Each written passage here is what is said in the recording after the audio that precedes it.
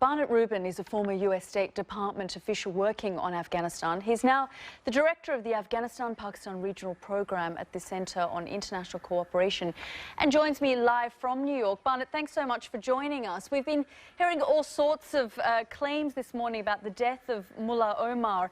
We had on the program Amrullah Saleh just a little while ago, the former chief spy in Afghanistan, who said that the information had come directly from Rawalpindi. Do you know anything more? Well, when Amrullah Saleh says the information comes from Rawalpindi, what he means is that it's coming from the Inter-Services Intelligence Directorate, the Pakistan intelligence agency.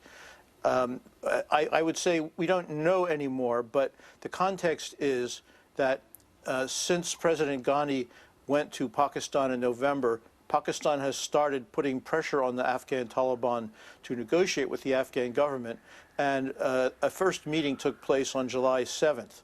And since then, the Taliban have been giving conflicting signals and statements about their attitude toward these negotiations, and that increased the pressure to produce Mullah Omar, because he's the only one who could resolve those conflicts and make it clear what the Taliban's position actually is.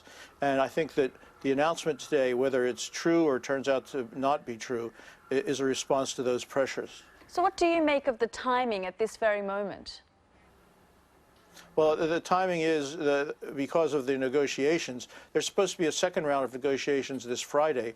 The Afghan Taliban official spokesman and their official publications, which are based in Pakistan, have made statements generally supporting negotiations, but also said that the political office, which is based in Qatar, is the only entity responsible for those negotiations, not the people that the Afghan government met inside Pakistan.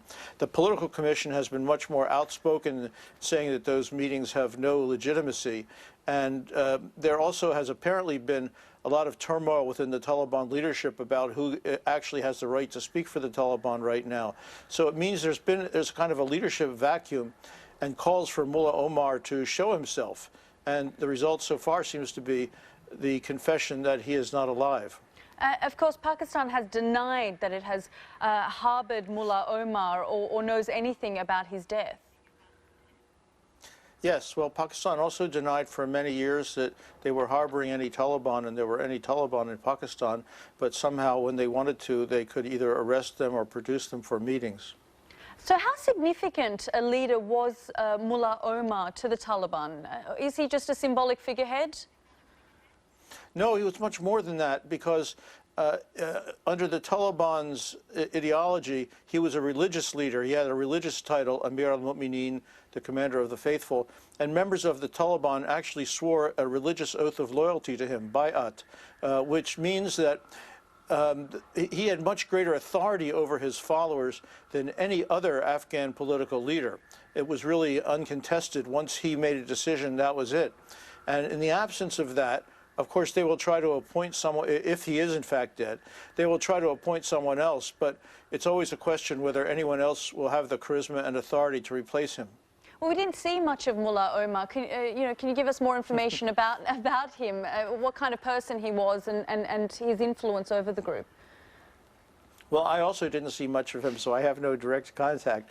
But he was a small village mullah and a fighter in the war against the Soviet Union, who was known among his fellow clerics in the region around Kandahar for his honesty and his unassuming characteristics. And they asked him to be their leader when the Taliban arose in 1994 in order to clear out criminals and warlords from the city of Kandahar.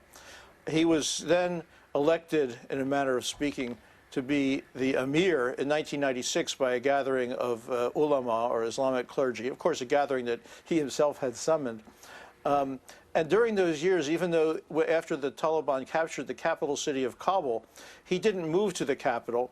There was a shura, sort of like a cabinet, that ran the government from there, but he remained in Kandahar, acting as a kind of spiritual leader with ultimate religious authority over the government.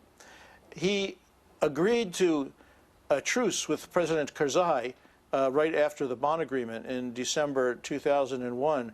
But the U.S. government insisted that he had to be pursued as a criminal who had refused the amnesty that President Karzai had offered him. So he escaped from Kandahar on the back of a motorcycle. And most people believe that since that time he has been in hiding in Pakistan. He issued a few audio recordings from time to time, but mostly his communications were limited to twice-a-year written messages on the occasion of Eid al-Fitr and Eid al-Adha, which were regarded as the most authoritative statements of Taliban positions. Barnett, we always appreciate your analysis. Thank you very much for joining us here on the program. There's Barnett Rubin joining us.